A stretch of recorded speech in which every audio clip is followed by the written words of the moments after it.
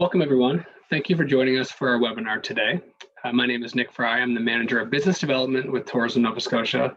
And thank you for joining Building a Flexible Social Media Strategy. For those of you who haven't joined us before and aren't familiar with Tourism Nova Scotia, we're the provincial marketing organization for the province. We market Nova Scotia as a vacation destination and lead initiatives to help grow the tourism industry. COVID-19 and the related travel restrictions have had significant impact on tourism businesses. And this weekly webinar series is here to offer you tips and practical information to help you steer through COVID-19. We've partnered with Digital Nova Scotia on this webinar and are happy to have Hannah Edgar here today with Digital Nova Scotia. She's on the call. And as we go through, if we're have any questions, we'll be happy to answer them. Now, we might go over an hour, and that's fine. We'll send out a recording within 24 hours. So if you have to leave at 11, if you have something else to do, that's fine. We'll have the recording available. And if you can stay, that's wonderful. Just going to let you know that we're also going to send around a questionnaire afterwards. We'd love to know your feedback, how you thought it was. If you have any follow-up questions, we'd also be interested in knowing any ideas you might have for future webinars. So really open to hear back, and we'll want to improve our webinars as we go forward. So as I mentioned, happy to have Jonathan Duke here today. He's the VP of Strategy from M5 Marketing Communications. John has over a decade of agency experience spanning planning, innovation, strategy. John leads strategy and planning across all M5 offices and has led files for government departments, crown corporations, both at the provincial and federal levels, and across a myriad of private and public companies. So Jonathan, thank you so much for joining us today. We're really excited about your presentation. I know we're going to talk about some flexible social media strategies, and I think couldn't be a better time to have that with the current situation we're in. So happy to have Jonathan here, and love for you to share your screen, and can't wait for your presentation. If there's any questions throughout, Jonathan, I'll just bring them to your attention. If you just ask me at the time when you're ready for questions, I'll send them your way. Perfect. Thanks so much for that intro. And certainly second that. If anybody has questions along the way, it would be great. Just go ahead and log them in the chat, and then we'll stop periodically, and then certainly at the end as well to have a bit of a chat. So, as per the intro, we're really talking today about building a flexible social media strategy during these times, and flexibility is definitely key. The information you're going to see today is at a reasonably high level. So for some folks, it's just going to be a good reminder if you're already really tuned into social media and spending a lot of time on it. Other things may be new to some people. And what I'd ask too, especially to make this especially applicable, because we have a really kind of diverse audience, a lot of different businesses, not-for-profits, different sectors, things like that. Definitely log those specific questions in the chat, and we can stop at the end and just talk about how we apply some of these tips and concepts more specifically to different businesses to make it just a little bit more practical for you folks. So in terms of what we're going to look at today, first we're going to start by taking a step back. So looking at your overall strategy, and social media is just one of those tools that you use to implement your strategy. Certainly talking about audience a bit, because it all starts there in terms of driving what messaging, what channel selection. An audience is certainly different than it was a year or two ago. So rethinking that a bit. Helping folks out with channel selection, because that is one of the biggest questions we get is where should I be and what should I be doing, how often and how much. So we'll talk about that a little bit, and where's a good place to start, and what are some of the up-and-comers that you should maybe consider, very much depending on what you do and where your audience is. We'll talk a bit about managing tone during this time. Always a challenge with social media because of the immediacy of it, but especially important right now. Brand continuity. So let's say one is your core audience can't come right now. Or perhaps you're shut for the season or shut for other reasons. How do you keep top of mind and kind of build that intent for once things improve or situations change? Talk about paid media, which is a huge part. These social platforms are primarily paid platforms these days. There is a role for organic as well, so that's non-paid. Just posts you make yourself there. So we'll talk about both of those and kind of the use case for both of those, and some things to keep in mind if you are going to go down that paid route, and how to make the most of it, and some advantages that it provides as well. We'll talk a little bit about, if you're one of the folks that are currently using social media, maybe plateaued, don't know what else to do, we're going to talk about some ways just to switch it up and move a little bit outside your comfort zone and try some different things to see if we get a different result, because it is all about experimentation. Finally, we know from some of the questions that came in on the signups that people are interested about how do I plan this out. So we're going to talk, very simply about some of the things you should think about. And then for those of you looking to do a little bit more of a formalized plan, we're going to give you an outline and some resources and templates to go do that work. And then finally, we will stop throughout if there's any pressing questions, but we're definitely going to leave a lot of time at the end for questions, because we want to get more specific to your needs and kind of your pressure points. So we'll jump right in. So as I mentioned, we're going to start by taking a step back and kind of what is your overall strategy, right? So social media is a means to an end. So you really need to come up with what is your strategy right now, because I'm sure that's changed for a lot of people, right? So we might be thinking about things like product. Has our product changed? Does it need to change? Our distribution, where that product is consumed, whether it's on premise or off, virtual, all those things, right? Pricing. Are we going to do some bundling, or are we going to do some discounting? How's all that going to go down? And then finally, your audience. And that's the big one is obviously we're working with a local regional audience right now, local at the moment. So that's going to change. It is going to be some time before that really gets back to normal. So I think it's important when you look at existing social channels, if you have them, is realizing who you're talking to when you're posting, because they may not actually be in our region. They may have a different reality, all those types of things. And that's where paid media can sometimes be a bit of a help to target people that aren't actually your followers, because you've been building a base kind of outside the region. I will talk very briefly about brand strategy and marketing strategy here.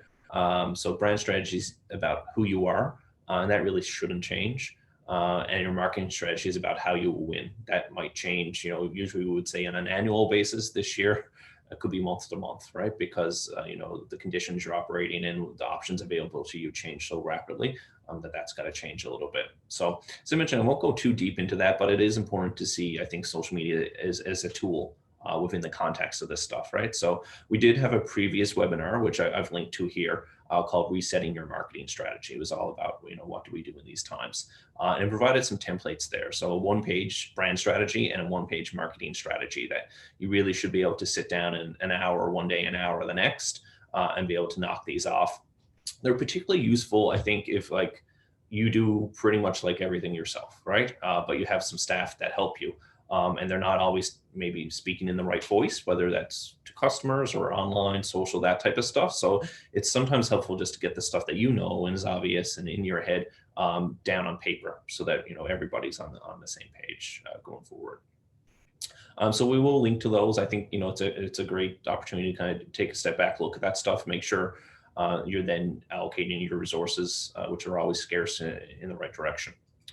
So we'll talk a little bit next about just media consumption, because this is another big question we get, is where are people spending their time? How are the social channels changing? Where should I be?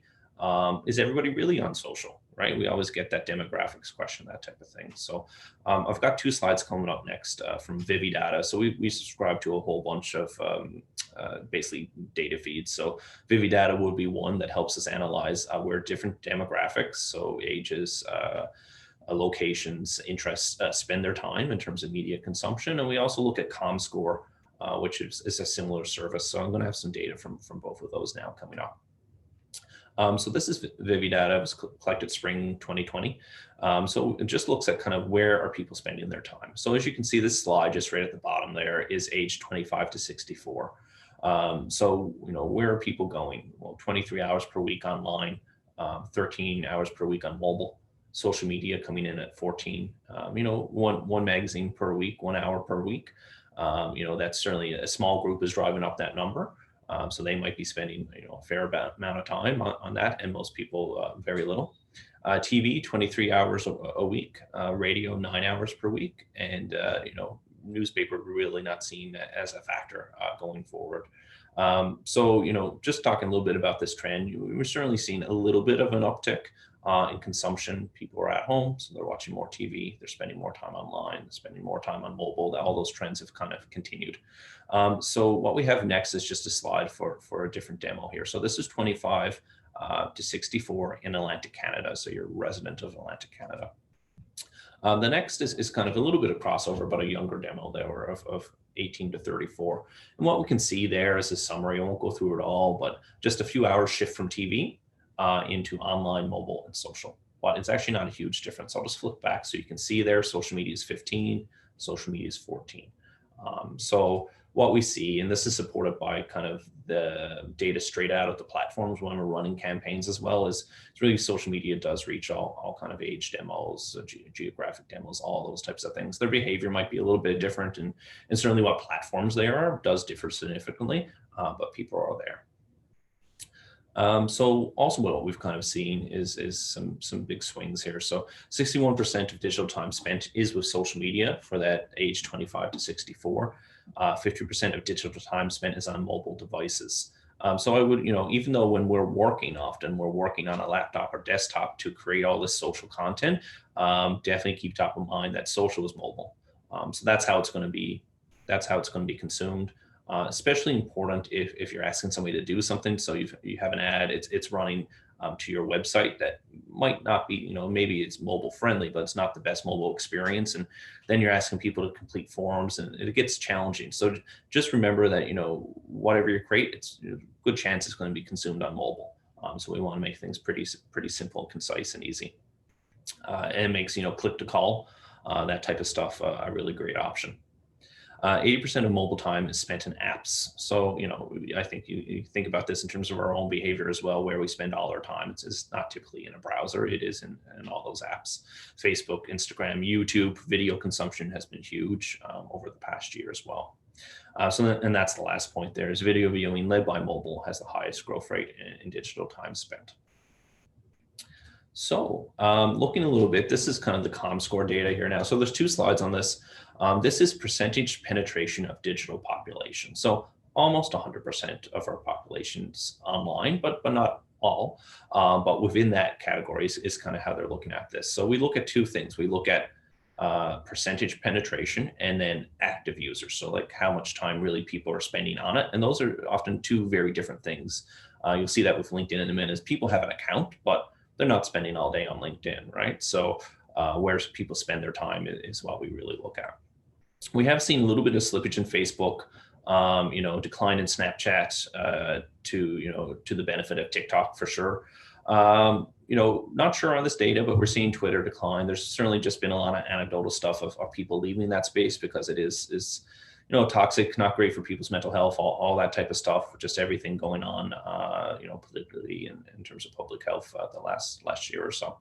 Pinterest, we actually was a little bit of a sleeper. We used to have a lot of success on that, but it has declined. But depending on your business, it totally could be still a right fit for you folks, a little bit of a safe space. So here we look at time spent. I will mention, and this probably might have come up in people's mind, Facebook and Instagram are bundled in this ComScore data just because it looks at them as an ad platform. So Facebook, as you know, Facebook and Instagram are a common ad platform. So that's why they bundle these numbers. So a little bit of an opposite trend in terms of market penetration is time spent. So we're seeing that time spent increasing for Facebook, increasing for TikTok. And everybody else, you can see the time spent is quite low. There's a minority of people that spend a ton of time on Twitter, and they're showing up there, but a lot of people maybe just check in, check out if something of real importance is happening. Time spent from LinkedIn is extremely small. You get a notification, you pop in, you pop out, that type of stuff. So I'm not going to go through this. This is going to be emailed out. I'll just kind of a quick summary. If you're on Instagram, really you want to be sharing great photos. Some real-time video. It doesn't have to be high production. It can just be authentic video, both in stories and that type of stuff is a great way to go. Facebook, can be a little longer format in your post copy, but always visual. LinkedIn, has certain uses. I think if you're in a B2B environment, things like that, there's less noise on LinkedIn. It's a lot more expensive if you're running ads by, a factor, I'll say, of 10. But it is a fit for some people. Twitter, as I said, a bit of a hostile place. I think you have to think about what you're showing up next to. So Facebook, a lot of news, a lot of conversations going on. Same with Twitter, right? So Instagram's a little bit of a safer space in terms of people are going in there to escape a lot of that stuff. So if you think about what you want your brand showing up next to as well, I think that's an important consideration. So this will be sent out. I think overall, Instagram is very visual. Facebook visual. You can do a little bit more call to action, that type of stuff. Easier to have links, all that. And then Twitter, very short, concise, quick updates. So let's flip over a little bit now. And, I think a lot of people are here because you have a message you want to get out, right? Something's going on with your business, something's changing, you have a new offer, you're trying to attract people to your business, maybe even trying to advocate. So those are all very valid reasons to be posting on social media and making use of that. Our advice to people is that it's fine to start there, but you quickly need to take a step back and think about your audience, because again, because of the immediacy of social media, is you can quickly kind of be off tone or not understanding where people are coming from. So if we start with the audience, take our business need, our marketing need, then start with the audience and come back into it, you're going to be a lot more successful. So as I mentioned, we kind of want to take that step back, take their perspective, take their point of view, what's going on with them, and how can we fit into that. Your content is going to spread a lot further and just be better received if you kind of take this lens to it. Hard to do when you're in your business, you're trying to get things going, you're opening your day, opening your season, that type of stuff. So it's often useful to maybe plan your content in advance, and we'll talk about that a little bit later. But maybe staying a little bit away from some of that advanced or scheduled posting, but that doesn't mean you can't plan your content in advance and kind of sit down when you're in a good headspace to do that. So what do we mean by starting with your audience? I think the first thing is talking about who are they. So perhaps, if you can, go into your social media channels and see who follows you now, right? So what are their demographic characteristics? Where are they based? So, are you talking to local people within the region, Atlantic bubble, or further afield? Because that's going to change their reality and timelines and all that type of stuff. And just, related to that, how are they, right? So I have a note on this later, but different realities in different places.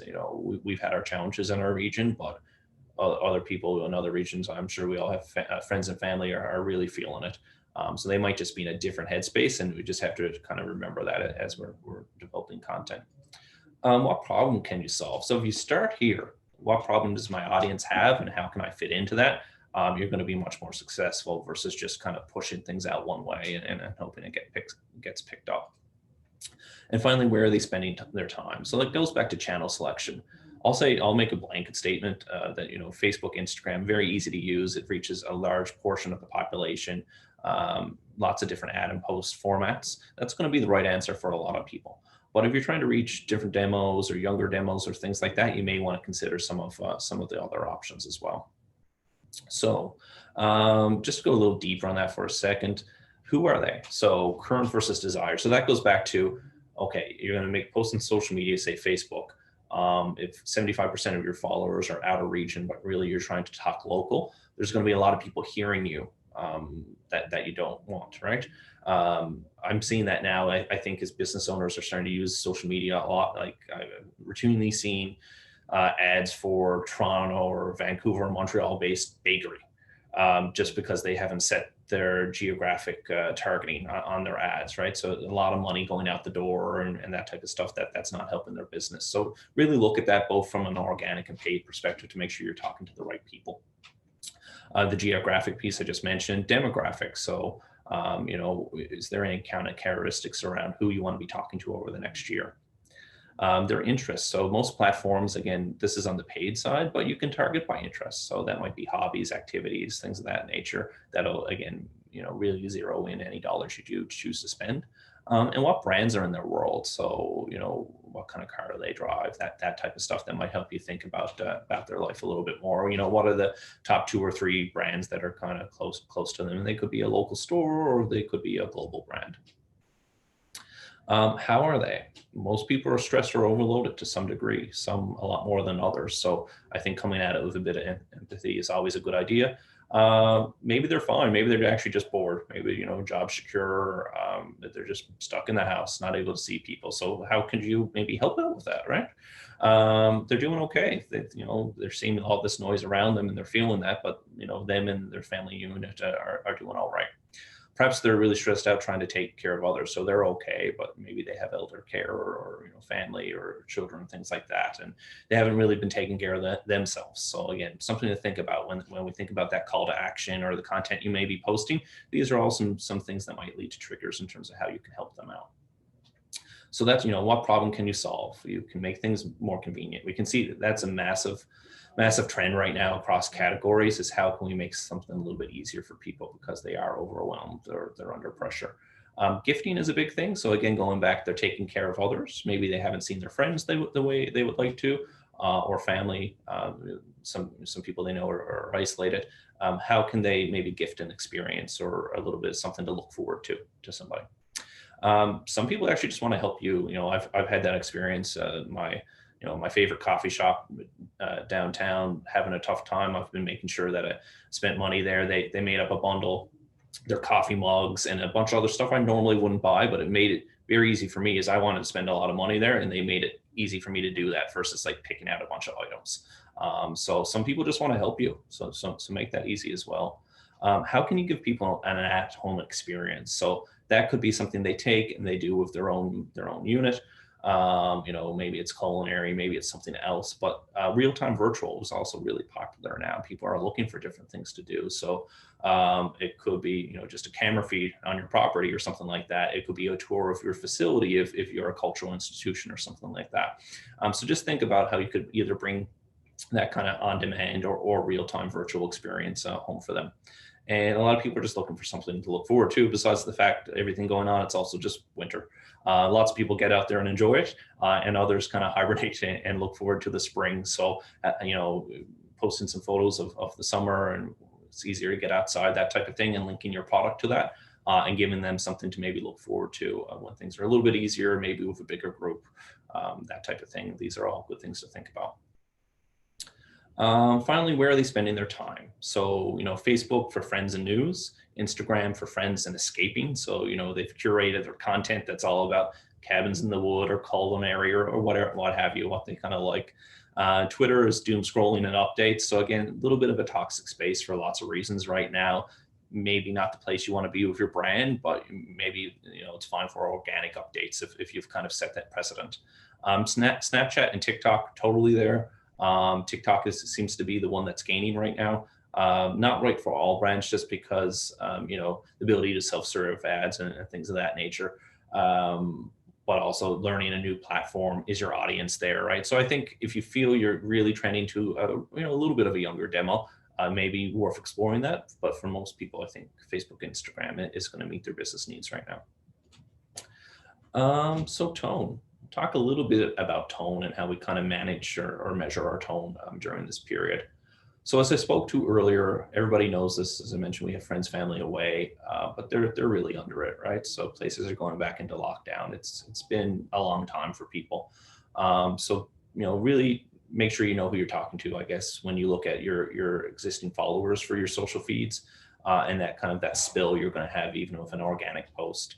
I think it's important, if you see a little bit of a mismatch between who your organic followers are and who you want to be talking to, it may be a good idea to include even a small amount of paid media, $20, $25, something like that, to make sure you're kind of starting it off to a local audience, and hopefully it kind of takes off in that direction, versus, a lot of people that, aren't in a place to hear your message, right? Things to avoid. I think these are really obvious, but I, definitely want to mention them. We've probably all seen examples of them a little bit because, nerves are getting frayed, right? So definitely don't want to appear entitled. I've seen some small businesses do that are, really, really under the gun. Seeing large businesses doing well when they're shut down, things of that nature, and kind of coming out with a little bit of a harsh tone that is definitely understandable, but maybe isn't winning friends. You can say the exact same thing with just a little bit of a different tone of, rather than being entitled, is we need help, right? So like, we need you guys. Like, I think that's acceptable as opposed to coming out with a little bit of a harsher tone can cause some issues. Again, complaining or personal, just about everybody's had a really tough year. So, lots of folks have the added pressure of they have a business and employees and a thing they've built that's even, added pressure to everybody else. But kind of venting about that, at least on your business channels, is probably not a good idea. And certainly keep any kind of personal opinions off your business channels, because things are polarized in lots of direction, and best to just stay out of those discussions. Creating customer frustration. So this is accidental. I think a lot of the time is things are changing so quickly. You're trying to adapt, you're trying to get the word out. But just being really clear, I think, in what any conditions are to any of your products, things purchased in the future, gift cards, any conditions that are around those things, trying to be flexible when you can. I think once you start updating in a channel, you have to keep updating, or at least tell people you're not going to. I've had an experience like that for a restaurant that was always kind of posting their specials and their hours. And I went to the last post and wanted to order those things. And no, we do that on Facebook now. And so just if you're going to stop on a channel, it's a good idea to just maybe put a post in there, make sure you check this channel. That's where we're going to be doing it from now on. Same with your website. A lot of websites are hard to update, right? So I know a lot of businesses have just said, no, everything's going to be on Instagram, Facebook. We're just going to put a post up on our homepage, on our website, saying it changes daily, changes weekly. Go check our social channels, which I think is a great idea. On the last one, I hope this is obvious as well, but there is widespread support for the public health measures. I know different industries and different groups have been impacted, a lot differently. But voicing opposition to public health measures, things like that, generally is not good for your brand. Maybe let other groups take that flack, whether it be industry associations or things like that, versus your own personal business or organization. So going on tone. So I do have a note here around avoid scheduled posts. I think the caveat here is that if you're a marketing person, you have a marketing team, and you got the headspace to be on that, you can do that and just put a safety on it, and just, something happens real world, go, first thing you go do is check that. But if you're in your business, you're trying to run your business, it's pretty easy to forget that. And when something happens, you may be worried about trying to deal with that thing versus, oh, I've got something going out on Tuesday on social that's going to be a little tone deaf now. So I think plan your content ahead, but avoid scheduled posts unless you feel you have the bandwidth to kind of think about that and manage that as things change. Be flexible with policies, clearly communicate conditions. So, I had experience phoning up to, a large order using a tiny gift card, wouldn't fulfill the order of the gift card. And then the next week I saw them selling gift cards. So, if you're not going to allow people, let people know, listen, we're selling them now. We can't cash flow, we can't do that until next summer, or things improve or something like that. But just let people know about any conditions, policies, timeframes, and try to be flexible where you can. Prepare in advance for questions. So this isn't more so like if you have a team that's helping you, but even yourself. What are some of the questions that might come up? If there's any type of approval process to get responses, if you have maybe somebody working for you is doing the social media and they might need to come to you to get approvals or things like that, maybe just sit down for 10, 20 minutes and brainstorm on questions and answers, so that's done and it can be really quickly answered, because that's important. People expect that.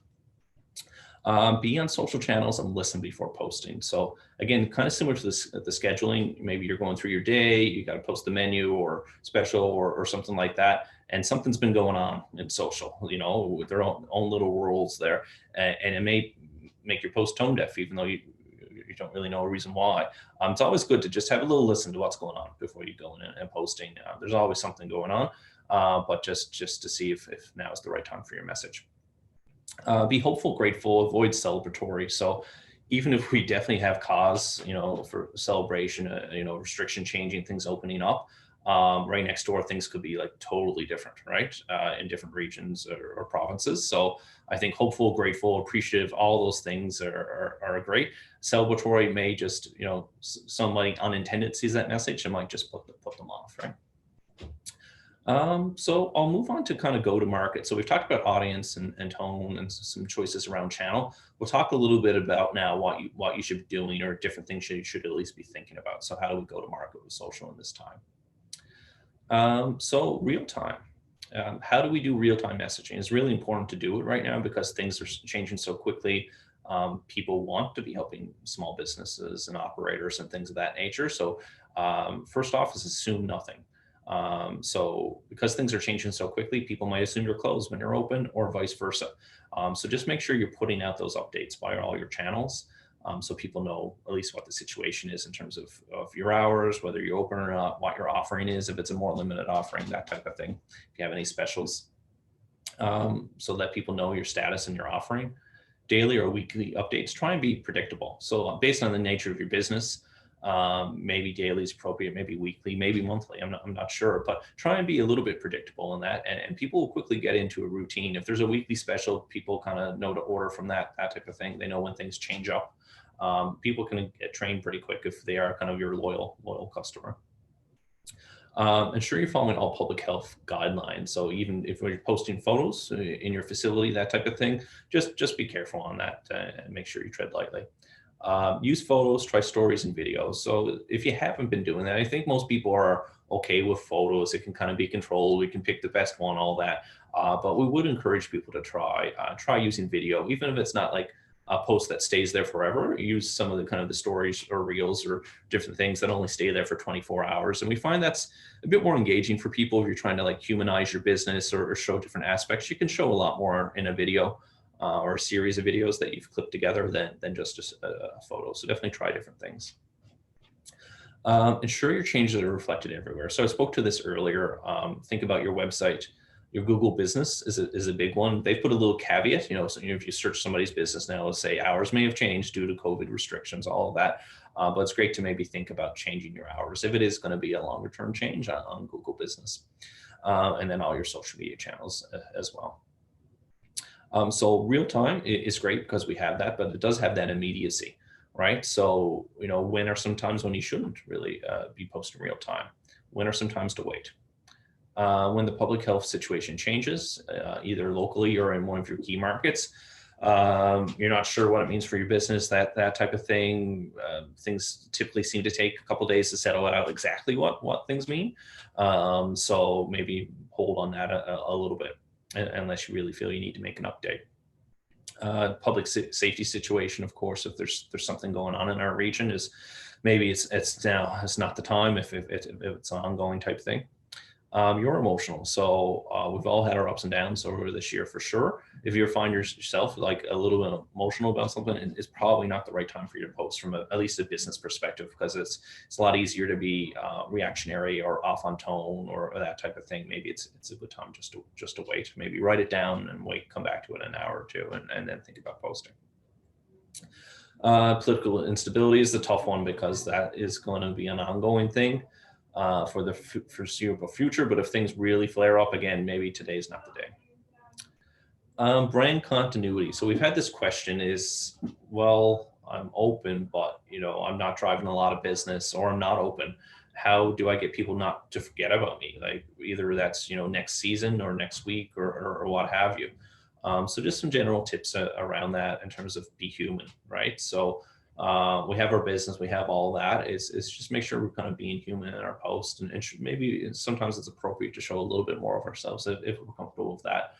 Whether that's our operation, our people, our team, ourselves, our story behind our business, all those things, what you're hopeful for, what you're waiting for, all those types of things are probably fair game.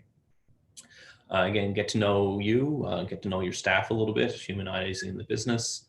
Throwbacks of photos to better times. That's certainly something a lot of people use to past seasons, summer, or just gatherings. You're looking forward to being able to get everybody together and have a full house again.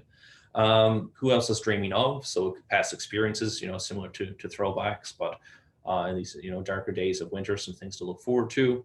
Ask questions. So you can ask questions about what people's favorite product is. If you're a kind of organization that has a lot of brand love, people really love your products, your services, that type of thing. You can also kind of spur people to ask questions of you. Virtual experience at home, we mentioned.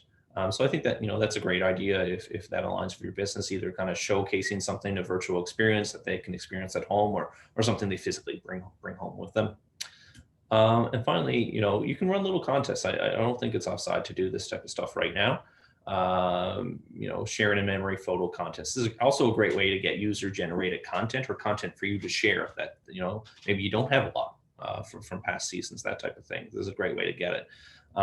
So you could have sharing a memory or a photo contest, warm up, or a feel good basket package could be one of the. It doesn't necessarily, if your product doesn't really suit well to prizes, you could just do a great local basket that shows you support local and all that type of stuff. You could do, a winner plus a donation to a charity that, really needs help right now, or just a group experience at a later date. Again, if your product isn't really suitable right now or it's just off season, maybe the prize is a group experience that can be used when, either under safety guidelines or when things overall improve. So those are all options to kind of think about. None of them take really a big budget. They just take a little bit of time, Oh, sorry. Tags. So one thing to really help you get that content out, especially if you're not using paid media, is make sure you use these tags down here in the corner. So they may be featured or just aggregated by the Nova Scotia team, which can be a big help. On the paid media side, so let's say organic content will reach your loyal fans, right? So we know that all these platforms are paid media platforms. They do have some organic reach, but it's just gonna reach people that regularly engage with your content, right? So that could be your most loyal customers, friends, family, things of that nature, employees, all of that. The way all this is built is these platforms are built to drive one factor, and that's time spent on their platform. As they are advertising platforms. So they're going to serve content that they think will keep people on their platform, and that's relevant to them. So, that's all based on past behavior. So if you are in a circumstance where you want to expand outside of that group, you're probably going to need paid media. But you can use organic posts for talking to your loyal fans. If that's where your business operation is right now, is just keep the people that know and love you coming in and want to update it on specials and all that. It's totally fine to just stay organic, maybe with a boost every now and then. But if you're trying to break outside or diversify or a different audience and product, then you're going to need some paid media support. If you want people to act, you probably should promote the post at least a little. Again, $20-$25 goes a long way on somewhere like Facebook or Instagram to get your word out, especially if it's an immediate type of thing or something you want people to book. I think that's probably a pretty good ROI for most people. You don't need to boost your daily update or brand love content. So two separate things there, I guess, is your daily update, your menu, your offering, that type of thing. I think just putting it out, people kind of know to go check. And then brand love content, it kind of can, again, going back to tone. If you're putting out some of that feel good content and then you boost it, it can kind of feel like a little self-serving and take away from the good nature of the content you've posted. So just think about those things. Boosting versus ad manager. So this may be new to some of you. Some of you may be very experienced with it. I think if you're relatively new and you're just going to be boosting a few posts a month, you can just right there on the post when you make it, you can do that boost option and you can do a little targeting. I think that's perfect for most people. If you're doing this as a little bit more your job, obviously you're going to be using Ad Manager. It has a lot of advantages if you're going to be spending a lot of, a bit of money here.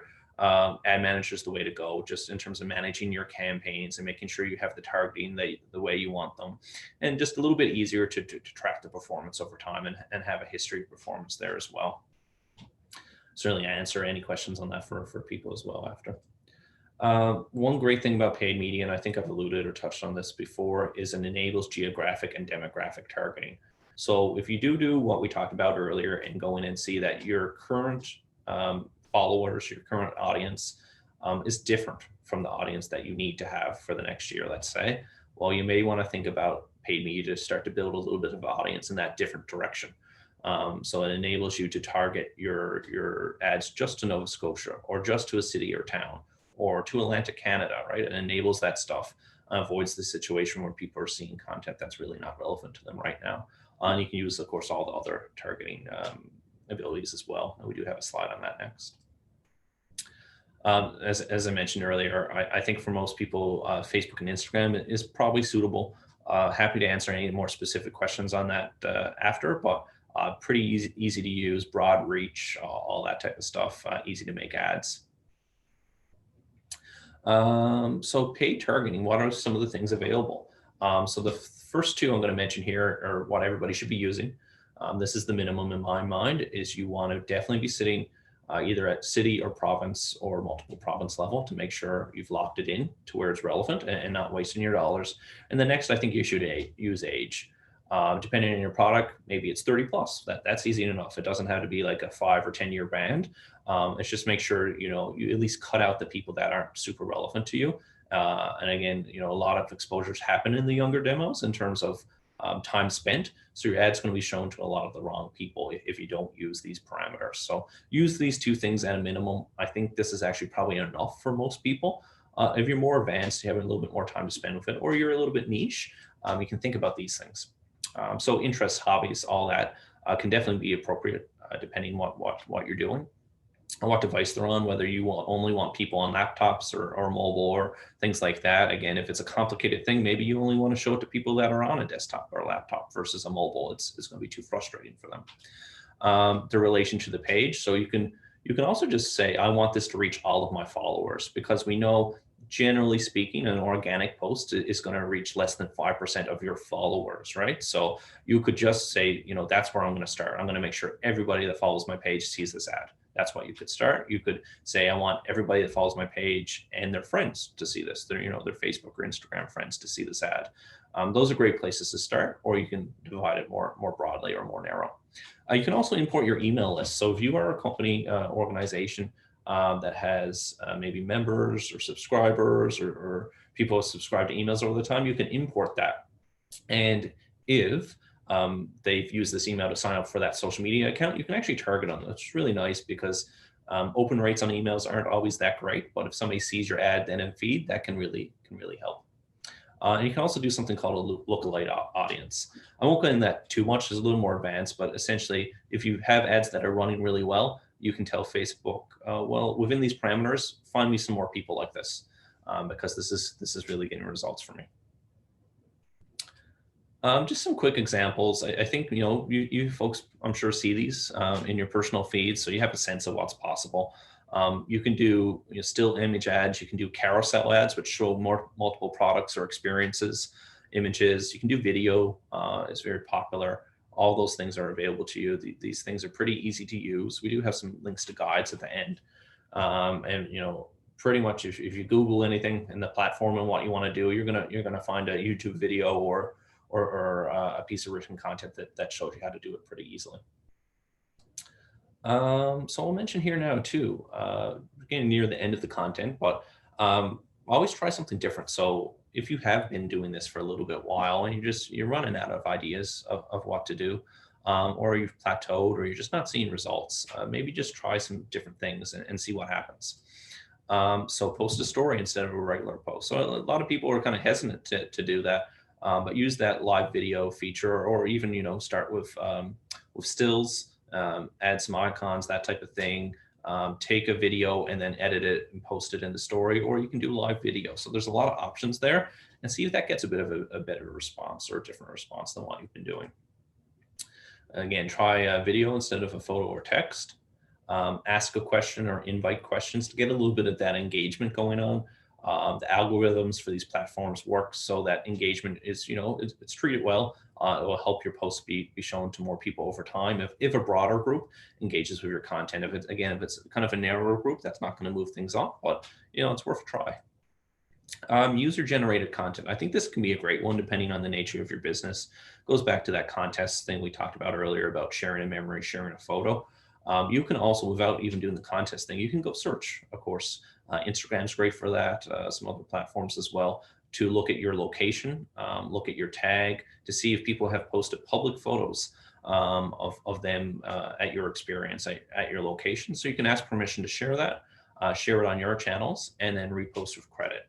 We just know people really respond to, you know, what we call UGC here, user-generated content, even more than kind of, you know, polished content from brands. So that's another great thing you can try, and, you know, it doesn't really cost anything. You could always, if you have a relatively inexpensive product or option, you could always, you know, share that with that individual that has the photo as a little bit of a thank you. They might even post about that then. So it's always good to thank people. So I know we've got a few questions there. We are at probably the last slide or two. So I'll just go through this and then we'll stop and start having a chat. So I think, as we talked about earlier, social media being part of your overall brand and marketing strategy. Well, it's important, I think, if you're going to spend any amount of your time or your money at this, to kind of think about what you want to do and what you want to achieve. So how do you plan it out? First, you want to choose your channels and where you're going to be based on your audience, right? What will you post and how often? So think about the different types of content you're going to post and how often you're going to do that, how much of your time that's going to take. What's your paid media budget, weekly or monthly? And again, relating back to what you're posting is which of that will you post, right? What's going to be promoted versus what's going to be organic of that content? How are you going to assign those budgets? How will you measure and define success? So this is a big one for social. Are you looking for people to immediately book or buy, that type of thing? Are you just trying to keep engagement up so people don't forget about you? It's good to put that down on paper so that when you look at your activity over the past month or two, am I achieving what I set out to do, or have I gone down a rabbit hole? Am I spending a lot of my time on this and I'm really not getting anywhere with it? All those things. What do you need help with? So be honest with yourself in terms of your own capabilities, your own bandwidth right now. Even a lot of people working in their business right now who would maybe have a little bit more space from it typically. So what do you need help with? Do you need somebody to help write content, somebody to help with photos, somebody to help do your posts, or actually copyright your posts?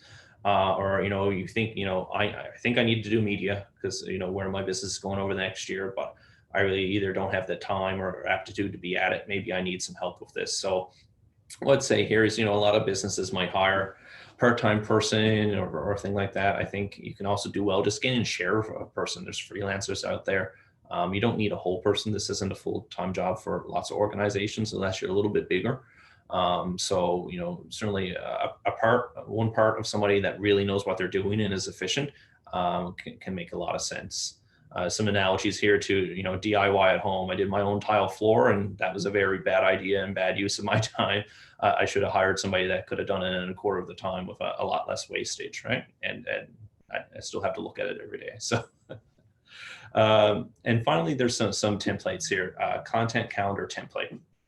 So if you are kind of planning out your content over time, this is great kind of unbiased stuff from Hootsuite to kind of help you how you do that, right? So you might want to think about, we think about content as sometimes hub and hero. So you might, depending on your capacity, again, you might want to have one or two things you're going to post a month that are going to be great. You're going to spend some time on them. You're going to curate them a bit.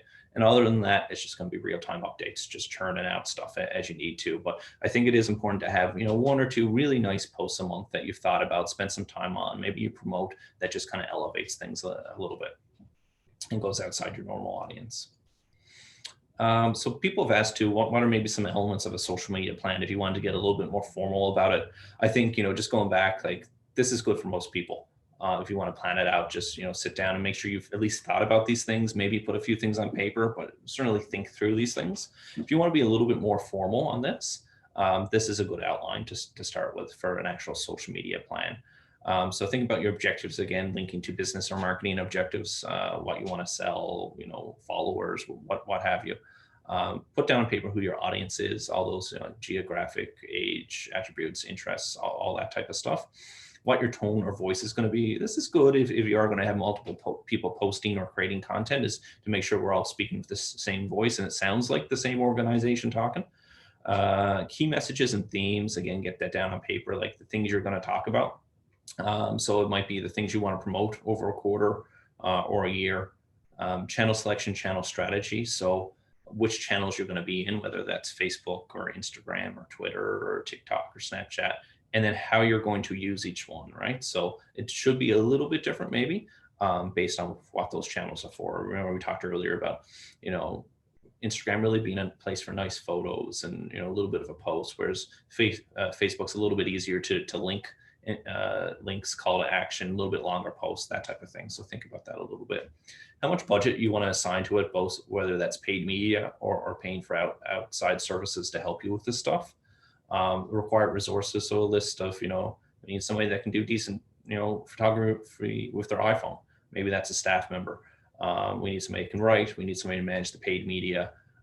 Somebody to, make sense of how it all links to the website and the analytics, thinking about that stuff. And that relates to measurement and reporting. So how often you're going to look at this, how you make sure you capture the data, because if you use some of the more basic ad tools, everything disappears after a month.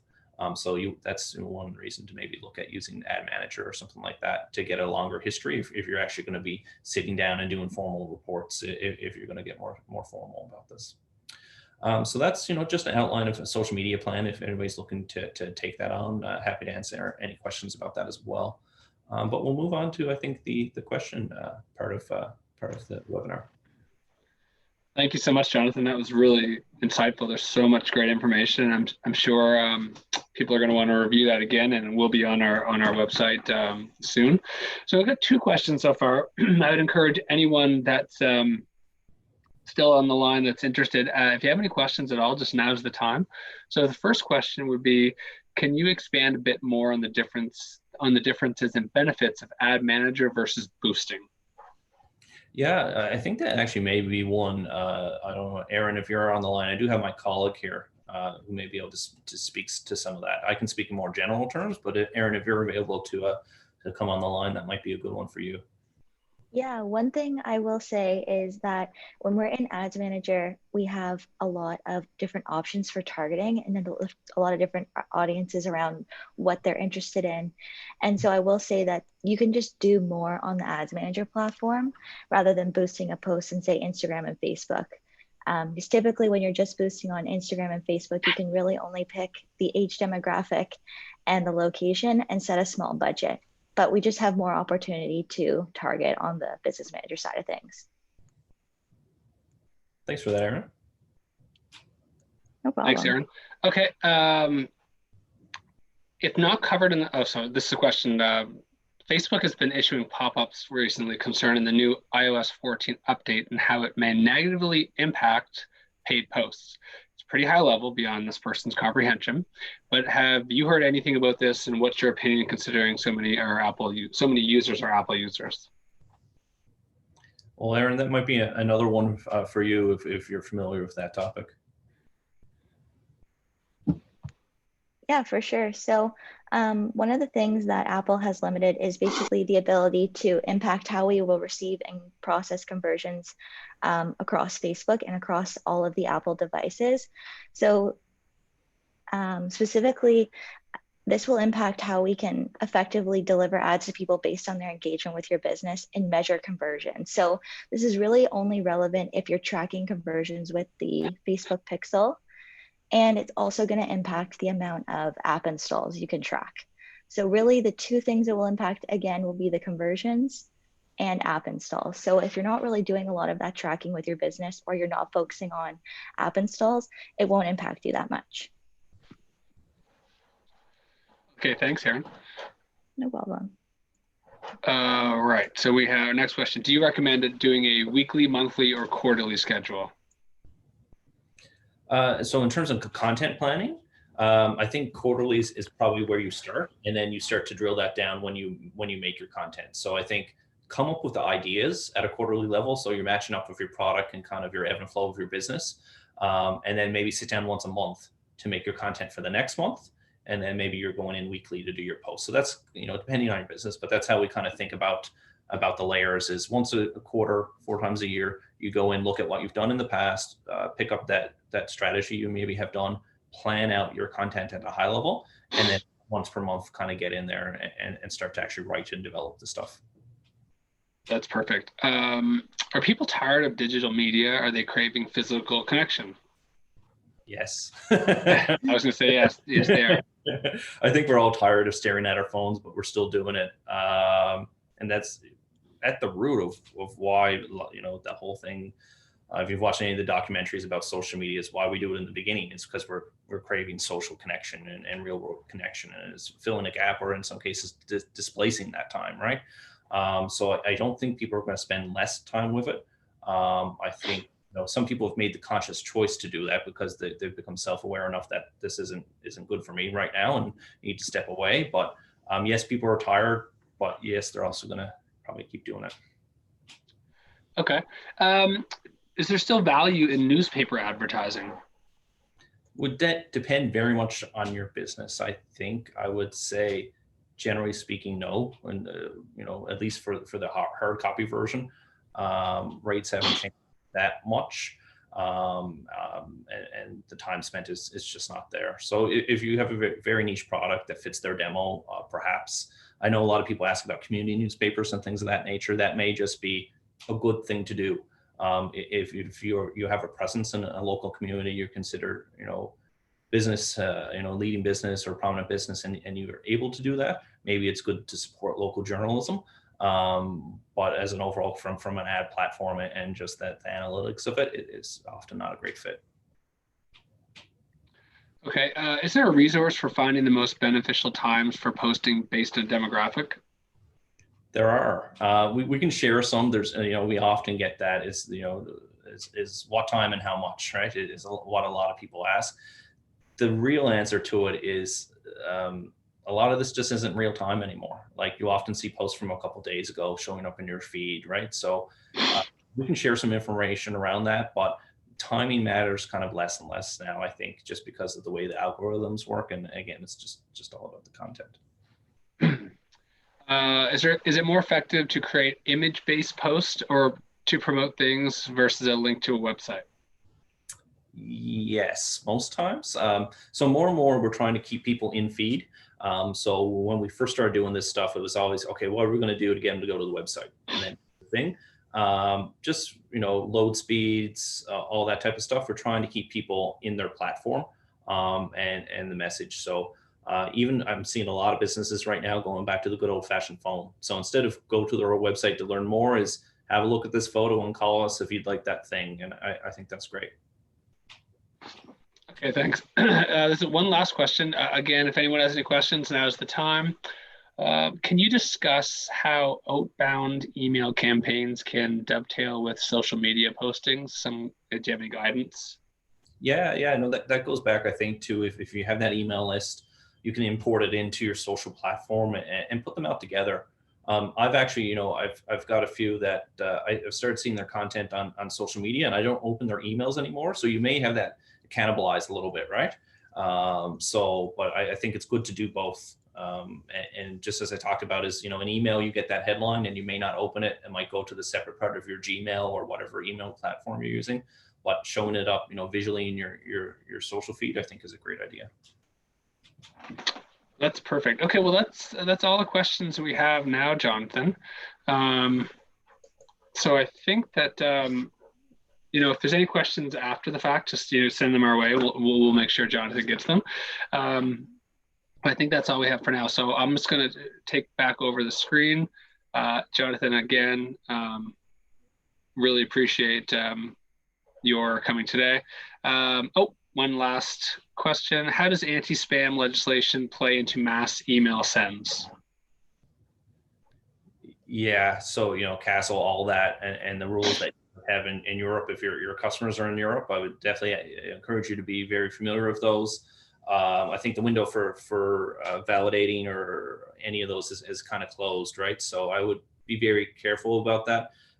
In terms of enforcement, they're typically not coming after small businesses, but if you're a larger business, and just generally, I would be careful about that to make sure you do everything you have is permission based. And if it's not, I probably wouldn't use it, would be my advice. But perfect. All right, Jonathan. Well, thank you. I did take back the screen, so I really appreciate your time today. And again, we'll have a recording of the webinar, so if anybody wants to review it later, it's going to be there for them. So thank you again for joining us. That was really informative. Lots of great information. Just to let you know, next Thursday at 10 a.m. we have a SEO Next Steps. So anyone that participated in the SEO webinar in December, you'll receive a link for that. And if you're interested in participating and you didn't participate in the December webinar, just send us an email at the address at the end, and we'll get in contact with you. A prerequisite, though, is to watch the previous webinar. So make sure you sign up for that if you haven't already seen it. And again, we have our schedule coming out for upcoming webinars in the coming weeks. Any ideas you have on ideas we could cover would be great. We do have some planned webinars and we're excited for them, but we also welcome your ideas. So please stay connected with us. Contact business development. Our email address is tnsbusiness@novascotia.ca. Sign up for our In Touch newsletter. We send it around twice a month with lots of relevant information. Follow us at Twitter at tourismns.ca. Sorry, at tourismns. LinkedIn, we have our Tourism Nova Scotia account. Our website is tourismns.ca. We also have some really great resources around COVID-19 available to you in the industry, and that web address is tourismns./coronavirus. So all the information's there. Really appreciate you joining us today. Thank you so much and have a wonderful day.